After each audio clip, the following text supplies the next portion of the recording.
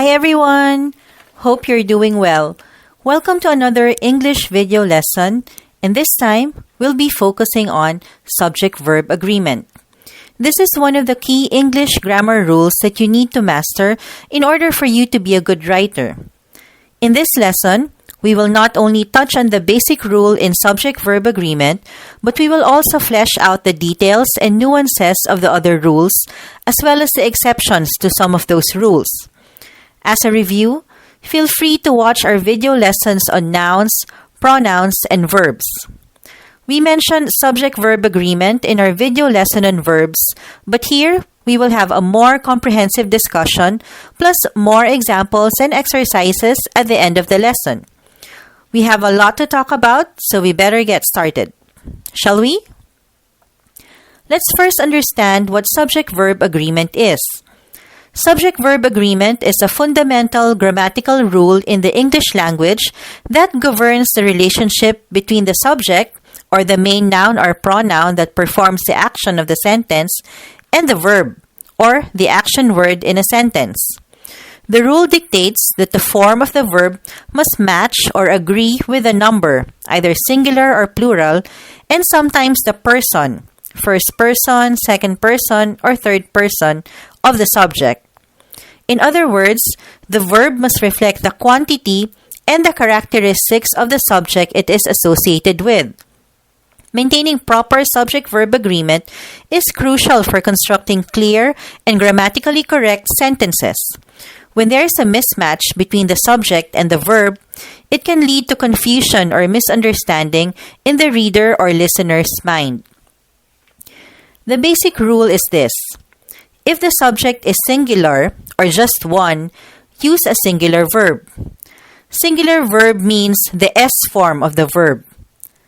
And if the subject is plural or more than one, use a plural verb. Let's take a look at the examples here. She runs in the park every morning. The subject is she, which is singular, so we use the S form of the verb, which is runs in this case. Next one. The dog barks loudly. Dog is the subject, it's singular, so we use singular verb. Dog barks, right? And lastly, Henry orders food for the family. Henry is a singular subject, hence it's orders and not order. Got it? Now for plural subjects, how do we do it? Let's see. They love their pets. What is the subject here? Right, it's they. And since they is plural, we use the plural form of the verb, which is love. We don't say they loves. It should be they love. Same with the next couple of examples.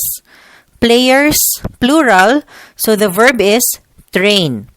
And then friends, play, not friends, plays. Okay? Now we know that in every rule, there's an exception. And that's also true for subject-verb agreement. There are exceptions and nuances to the basic rule, and we are going to discuss them one by one. The first exception is related to the personal pronouns I and you. While they may seem singular, they always use a plural verb. For example, we say, I enjoy reading, not I enjoys reading. And you forget instead of you forgets. So just remember that when you see I or you as a subject, it will always be followed by a plural verb, meaning no S at the end. What's the other exception? Let's find out. It says that the plural form of the verb is used after certain main verbs such as watch, see, hear, feel, help, let, make, and other similar action words. To illustrate, we have two examples here. They heard the teacher announce the upcoming math test. So the subject is they, and the main verb is heard. Based on the rule, if there is a secondary verb in the sentence, it should be a plural verb. Let's see. We have here announce, right? That's the secondary verb. So even if it is the action word for teacher, which is singular, we still use the plural form. We don't say, they heard the teacher announces. Is that clear? On to the next example. She observed the artist create a stunning masterpiece. Subject is she, and the main verb is observed, right? Do you see another verb in the sentence? That's correct. It's create. And it is in its plural form even though artist is singular. Because, again, that's the rule. A quick reminder before we continue, please subscribe to our channel, The Right Guide, to help you with your English writing journey. We have a lot more videos in store for you so you can continue learning. We'll cover basic and advanced grammar as well as specialized lessons on academic writing, technical writing, resume writing, business writing, and many more. Please like and share this video as well. Okay, going back to our lesson, I mentioned earlier that there are other rules in subject-verb agreement, right? So here's the first one. Let's talk about compound subjects. What are compound subjects? Any idea? A compound subject is a type of subject that is composed of two or more nouns or pronouns and are usually joined by "and." So it's more than one, it's plural, and thus take a plural verb. Examples.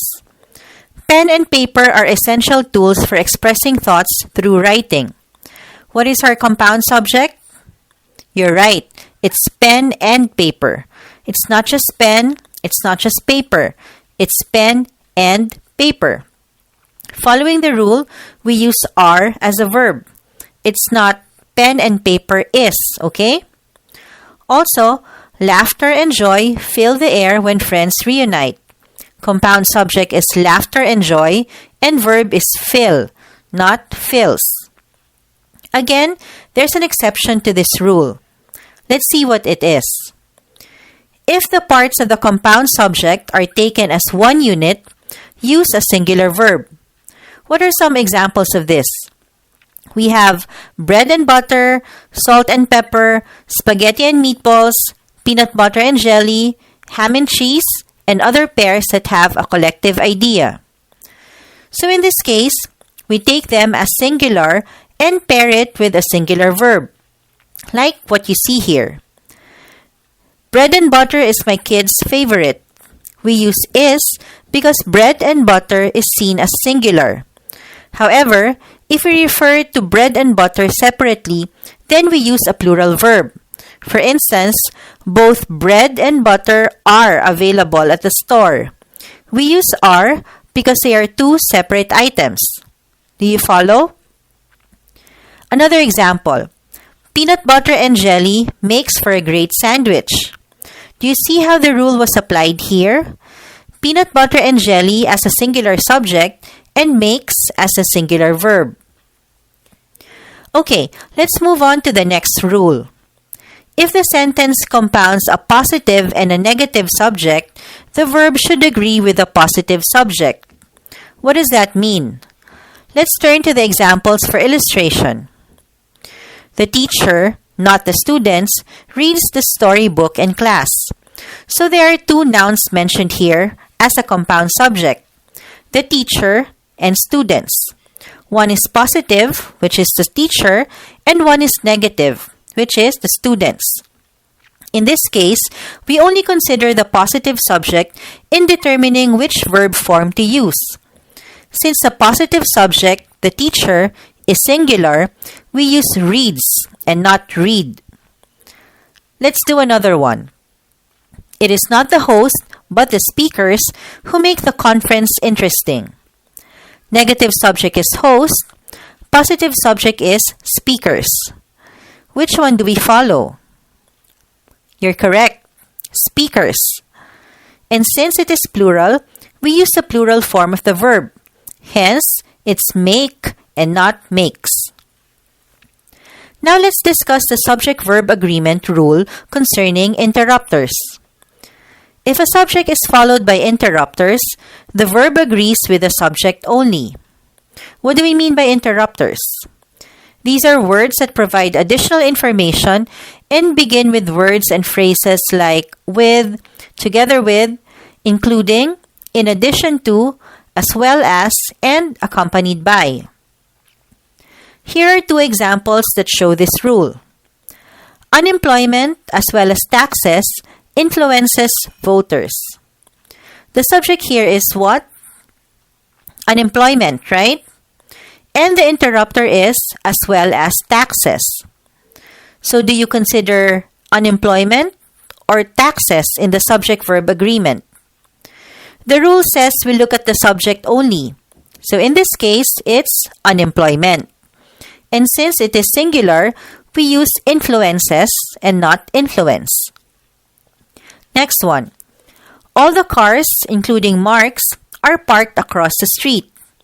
Subject is cars, which is plural, hence the plural verb are. How about for inverted sentences? How do we know which verb form to use? Let's discuss the rule. In sentences that start with there or here, which are known as inverted sentences, the verb agrees with a noun or pronoun that immediately follows the verb. Some examples. Here come the runners. Why did we use come instead of comes? That's correct, because the noun that follows the verb is runners, which is plural. How about in the second example? There goes my balloon. We use goes because the noun that immediately follows the verb is balloon, and balloon is singular, correct? And then in the last one, are, because the noun is letters, so plural and plural. Yes? Everything okay so far? If not, you can always reach out to us for help. Feel free to take a screenshot of our contact information for future reference. You can either avail of our one-on-one or small group training programs or consultancy services. Whatever it is, we're here for you, okay? Moving on to the next set of rules. This time, let's touch on indefinite pronouns. We have already learned about indefinite pronouns in our video lesson on pronouns. If you need a refresher on this, you can rewatch the video before proceeding to the next part of this video. First rule on indefinite pronouns. All the indefinite pronouns you see here are always singular, and thus they need a singular verb. So whenever you see anybody, everybody, nobody, somebody, and their variations as subjects, remember to pair them with a singular verb. A couple of examples here. Anyone who wants to wash hands may do so now. Because anyone is the subject, and the rule says it is singular, we use wants, the singular or S form of the verb. Same with the second sentence. Everybody rushes, not rush, to the train station in the morning. What else on indefinite pronouns? If the first batch of indefinite pronouns are always singular, these ones here, both, few, many, others, and several, are always plural and therefore require plural verbs. Let's use them in a sentence. First one. Many of the office workers take their break outside. So here we see many, right? And because of that, we use take as it is a plural verb. We don't say many of the office workers takes their break outside. The subject is obviously plural, so the verb must be plural as well. Next, both bride and groom pose at the photo booth. Can you spot the indefinite pronoun here? Good job, it's both. And since it indicates that the subject is plural, we use pose and not poses. Okay, on to the next group of indefinite pronouns. This group is quite tricky. Unlike the first two groups that we discussed, the indefinite pronouns all, any, more, most, none, and some can either be singular or plural. But how do we know? We need to look at the antecedent or the noun that comes before the verb. That will decide which verb form to use. If it is plural, then we use the plural form. If it is singular, then we use the singular form. These examples will help us understand this rule better. Most of the porridge was eaten.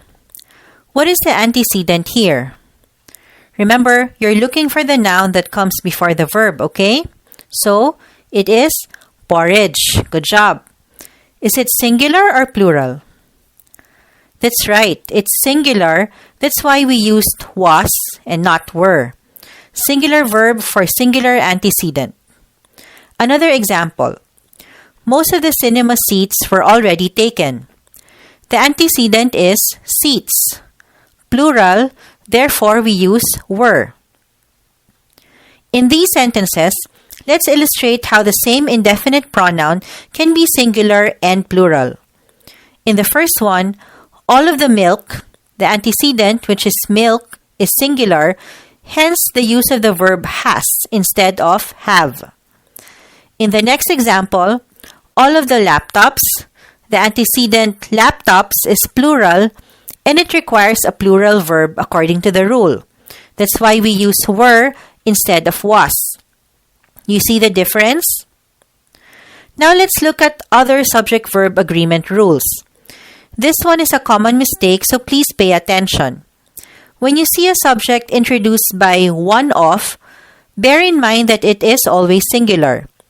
Emphasis should be on one, not the plural noun it introduces. So since it is singular, we use a singular verb. For example, in the sentence, one of the babies was hurt while playing this morning. It's like there are two babies, but you're only talking about one of them. That's what one of the babies means. Just one. So it's singular. Therefore, we use was and not the plural form were. Same principle for the next example. One of the cups means there may be several cups, but you're only talking about one cup. Singular subject, so it requires a singular verb. That's why it's one of the cups trains, not train, okay?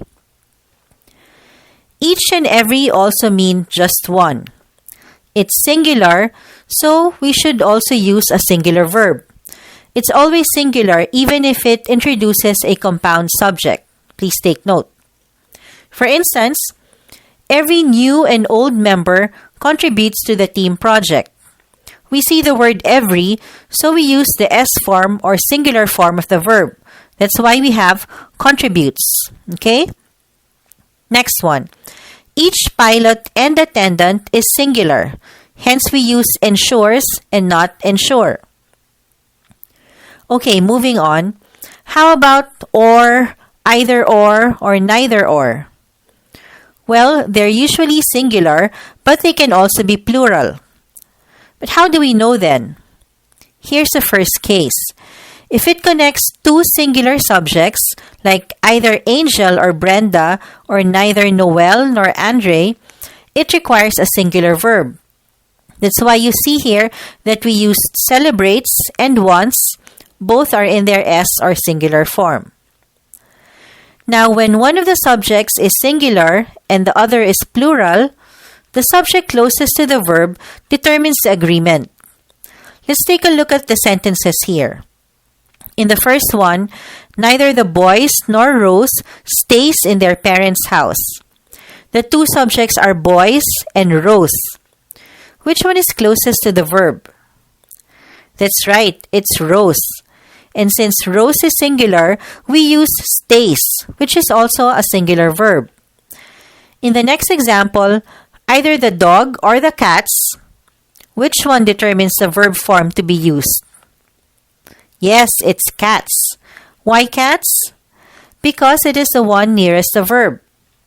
And since it is plural, we have make instead of makes. Clear? Are we ready to move on to the next one? Yes? Okay, let's go. We now discuss mass and collective nouns. Both were discussed in our video lesson on nouns, so rewatch the video if you have to, okay? The rule for mass nouns or non-count nouns is simple. They are always singular and therefore take a singular verb. So you see here how it's done. Music soothes and lifts. Music, which is a mass noun, is singular, so we use the S form of the verbs. And then sand covers, not sand cover. Yes? Let's talk about collective nouns this time.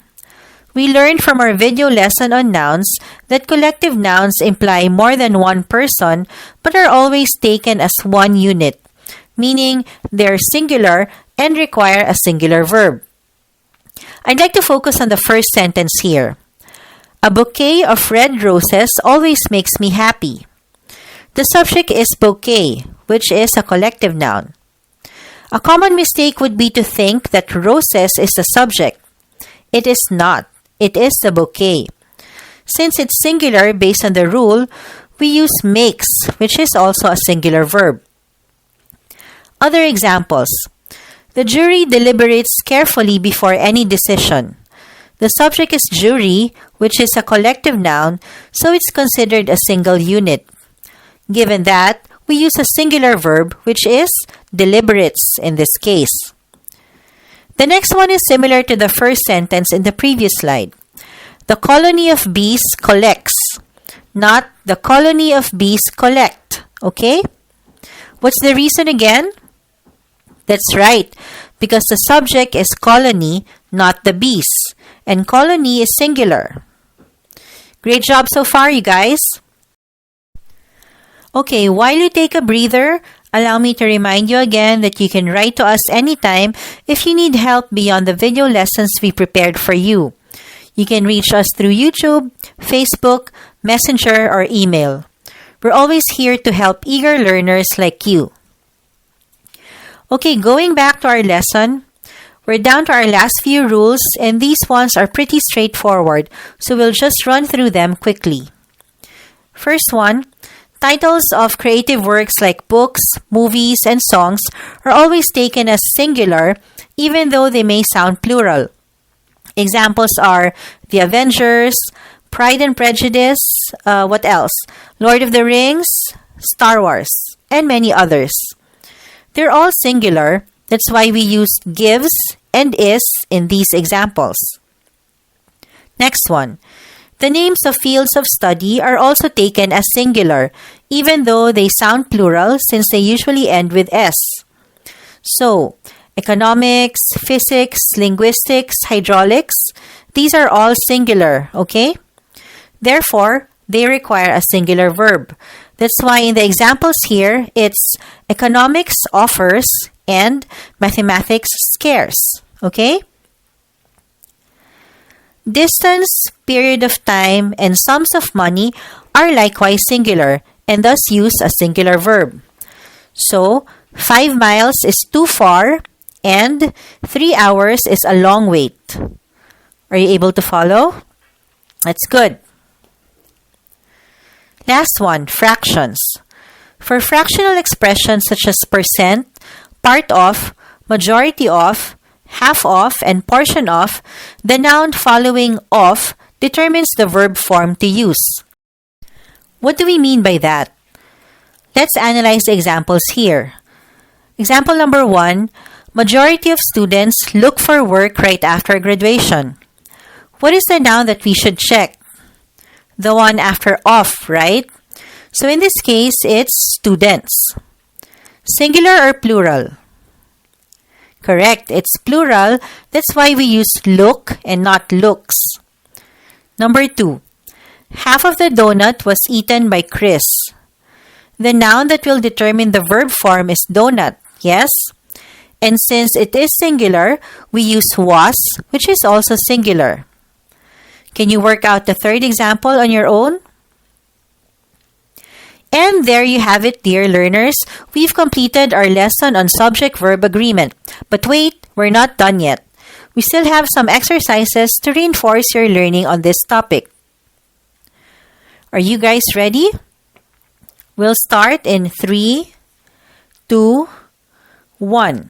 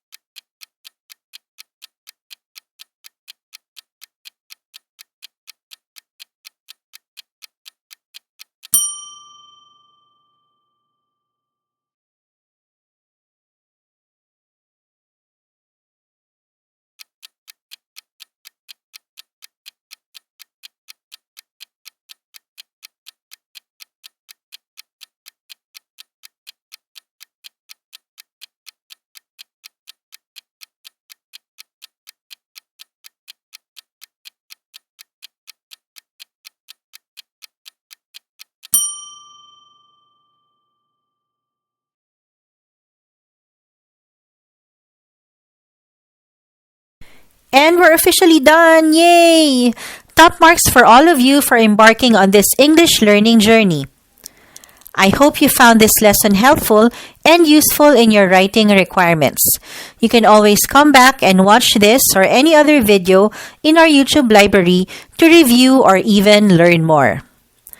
Don't forget to subscribe to our channel, The Right Guide, and like and share this video to your family and friends so they can learn as well, okay? See you again soon. Thanks for joining us. Bye!